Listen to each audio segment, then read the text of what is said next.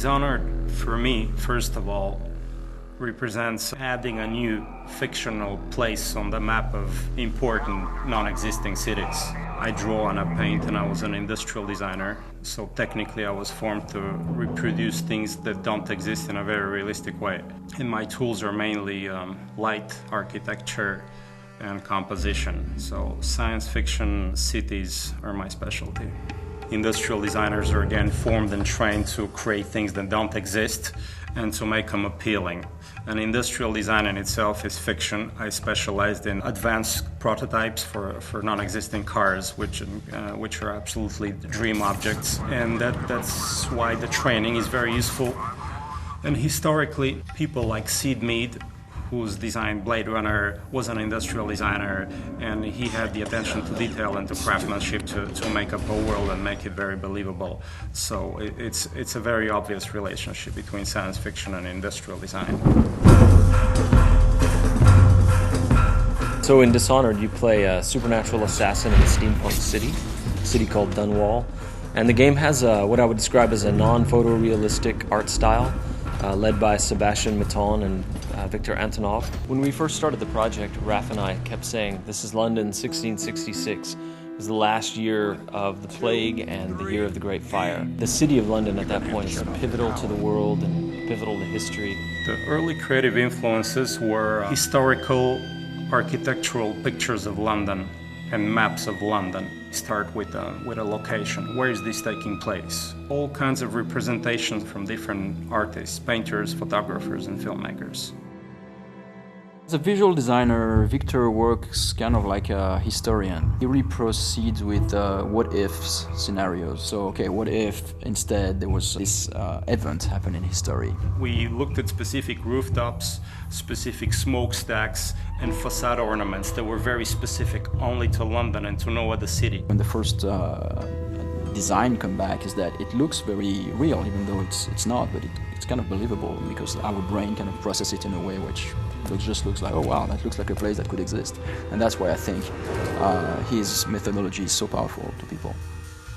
Donc on a étudié en gros les fogs, la nuit, la pluie, les skies qui sont très bas en fait et qui pèsent sur l'expérience du joueur. C'était vraiment une approche qu'on avait de ne pas faire un jeu où il fait soleil, très beau.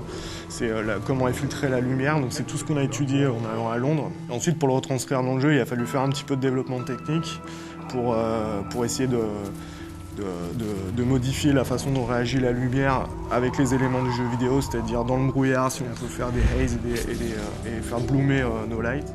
C'est un bon setup pour un jeu vidéo et c'est une ville qui comporte une rivière, donc c'était très important pour nous, pour les missions qu'on fait dans notre jeu. En fait, on n'a pas l'approche classique du jeu vidéo. On a vraiment voulu revenir à des bases classiques d'art pur, c'est-à-dire les références qu'on a, elles n'ont rien à voir avec...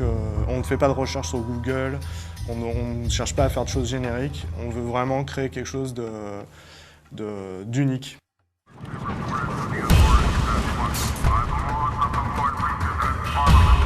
But the more we worked on the game, the more two things began to happen. As Raph and I and the team collaborated with Victor Antonov and Sebastian Maton, we started moving the game forward and forward in time, until we eventually got to some sort of 1800s. We also moved further and further away from the real world and eventually just said, okay, this is the city of Dunwall.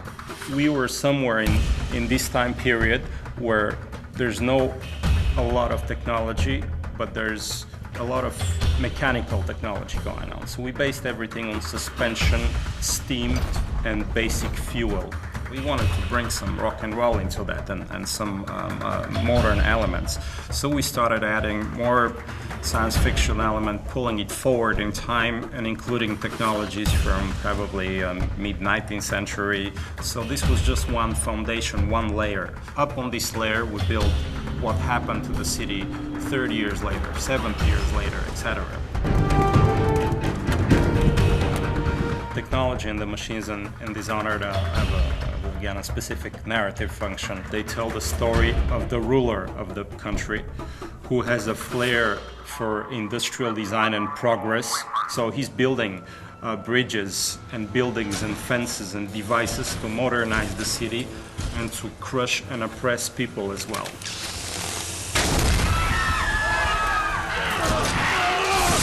The whaling trade takes off, and there's a brilliant inventor called Sokolov, who's for us a little bit Rasputin, a little bit Da Vinci, a little bit John Dee, and he invents some devices and takes advantage of the volatile whale oil, and then the oppressive government begins to use those devices against the people as a sort of security layer.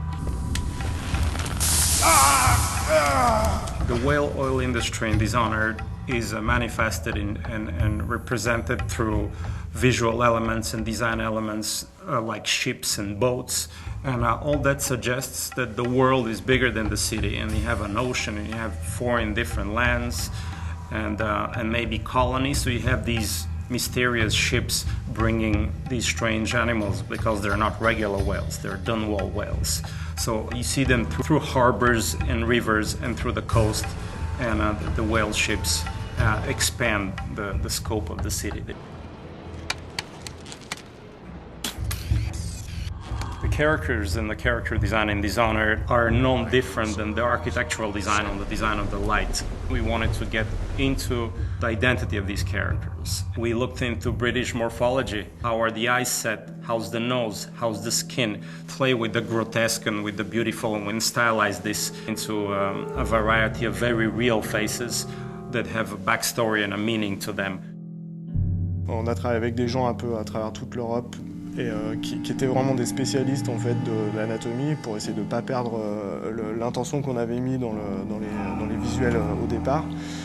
Et on a pris des gens qui étaient spécialisés par exemple dans les silhouettes et dans les vêtements, dans la découpe des plis, la façon dont travaille un jean ou un pantalon. On ne voulait pas justement que ça ressemble à des personnages de jeux vidéo avec des jambes en tube et quelques polygones pour donner de l'effet ou juste des shaders. C'est-à-dire qu'on vraiment travaille la silhouette, c'est-à-dire que nos personnages, on a une approche de loin parce que c'est un jeu de combat, donc on détecte les personnages de loin.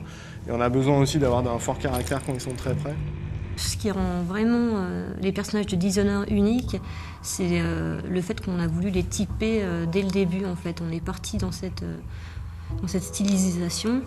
Et par exemple, au niveau des proportions, si je repense au City Guard, en fait, qui est un combattant, on n'a pas hésité à lui grossir les mains, à réduire sa boîte crânienne, pour vraiment qu'il ait le physique qui reflète ce qu'il fait dans le jeu.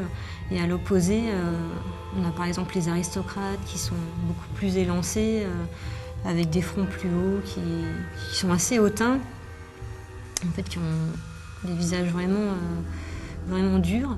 Ensuite, la deuxième approche, en fait, c'est de les passer en modélisation, en 3D pour le jeu. Et le but, c'est de ne pas perdre l'essence qu'on a dans la peinture, parce que c'était carrément de la peinture qu'on avait, c'était pas juste des croquis. Et garder ça en 3D. Donc là, la contrainte, c'était plutôt technique, c'est comment garder quelque chose un peu de vivant et pas de tout générique, tout lisse. En fait, ce travail de stylisation qu'on a réalisé sur nos personnages, on a aussi voulu l'appliquer sur nos animaux.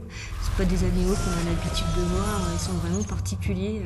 Et là, j'ai en tête l'exemple du Wolfhound, où justement, on a pris un chien, mais on l'a mélangé aussi avec un peu de crocodile, un peu de girafe, pour le rendre vraiment unique et qui a un côté fantastique dans notre univers. On a fait une silhouette très forte, il se déplace vraiment d'une manière très particulière. C'est pas un chien qu'on pourrait croiser dans la rue tous les jours. For Dishonored, we worked with Blind Light, which is a great company out in LA, who not only helped us find some really great actors to fill all the roles, but also we worked with a few key people that we picked out that you would call like celebrity talent. You know, the game is mostly an action game, but it's also got some role-playing game-based elements. For some of the characters, we had a list of people we wanted to go after. Brad Dourif plays our character Piero, who's a craftsman, artificer, natural philosopher. Damn Sokolov! He will haunt me to my grave. Chloe Grace Moretz was good enough to lend her voice to a character named Emily, who's quite important. I love getting in the booth and just kind of playing with the different voices and sounds and stuff you can make and trying to really get the acting through onto the video game. Susan Sarandon, I'm older, so I'm a big fan of hers from even as far back as the Rocky Horror Picture Show days. And she plays an interesting character that I don't want to say too much about right now. So those guys bring their own ideas to what the character's feeling and the intensity. And so just talking purely in narrative terms, I think the voice actors add a level of polish and help the player just sort of like empathize with what's going on. I want the Dishonored world to leave a souvenir and a memory in the player as if they had really been to this place and it moved them. And I hope it would stay in fiction as one of the places that will give people goosebumps and shivers.